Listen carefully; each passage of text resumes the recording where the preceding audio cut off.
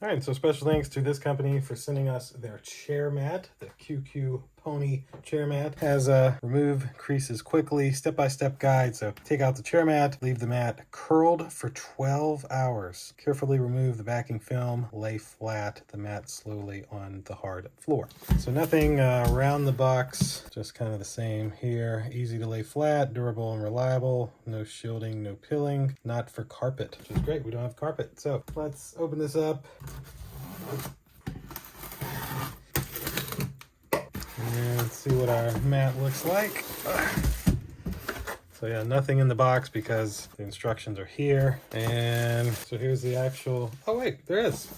Easy to lay flat, so there is instructions. So there's some instruction details, basically what it'll look like. And yeah, it looks really nice. So this will all fold out, looks to be pretty big. We are gonna follow the steps and then we'll show you what this mat looks like underneath our chairs in our office like this. So I was able to easily follow these steps and get this rug laid out in my office. Now what I actually did, widescreen here, is have a desk here and then this is my overhead rig. So I used it right here so that way when I'm moving around my chair, it's not nearly as loud. Look at this.